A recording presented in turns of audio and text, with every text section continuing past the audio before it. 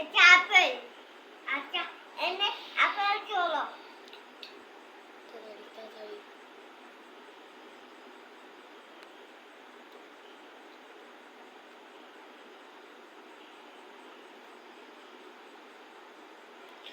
দেখুন, কোনো বাচ্চারা যদি দুধ না খায় তাদের হাতে এমনই একটা গ্লাসে একটু একটু করে দুধ ঢেলে দেবেন, তাহলে ওরা একা একাই খেয়ে নেবে। একটা লাইক করে দিন, একটা সাবস্ক্রাইব করে দিন।